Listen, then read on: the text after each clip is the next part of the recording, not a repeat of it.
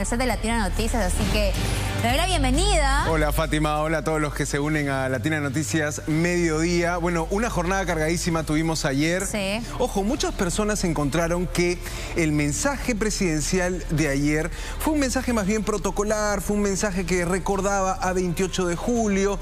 Algunos en las redes sociales comentaban un mensaje fantasma. ¿El presidente consiguió algo con este mensaje? Vamos a hablar un poco de eso y allí ya tenemos las imágenes, Fátima. 1 hora y 14 minutos el presidente Castillo se dirigió a los congresistas, pero ojo, ¿qué consiguió el presidente con esto? ¿Cuál fue el objetivo de Pedro Castillo de presentarse ante el Congreso y hablarle a los legisladores, 130 legisladores, por más de 1 hora? Bueno, en las formas, Fátima, amigos todos, el presidente Castillo termina consiguiendo de alguna manera neutralizar a la oposición, termina consiguiendo bajar un poco el tono de confrontación con la oposición o las bancadas de oposición en el Congreso. Ojo, el presidente va a plantear, tiendo la mano, dice, va a plantear un reinicio de las relaciones. Así lo anunció el presidente. Lo hace incluso ofreciendo textualmente, Fátima, un propósito de enmienda y corrección. Esto lo podemos ver hoy, incluso en Palacio de Gobierno, con algunas nuevas designaciones. Pero te decía, ¿qué consigue el presidente? Me parece, y lo apunté acá, neutraliza a la oposición política, por lo menos en parte. Estamos escuchando qué pasa en el Congreso, donde la interpelación o posible censura al ministro de Salud está a punto de caerse. Eso en la práctica.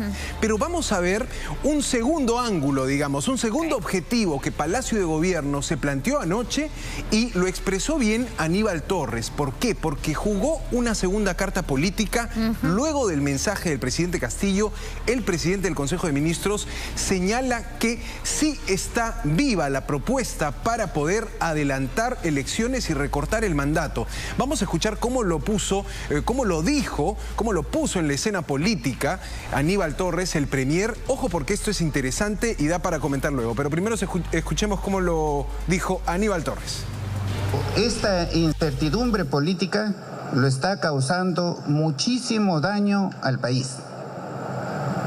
Nosotros hemos analizado esa situación, no nos encaramamos al poder, habíamos pensado en ir a unas elecciones generales, adelantar las elecciones generales.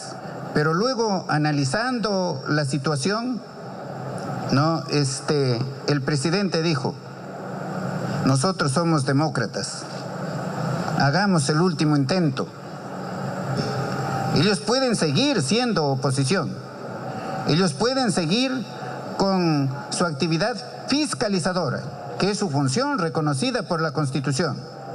Pero como lo ha pedido el presidente, que esa labor no se haga con abuso de derecho.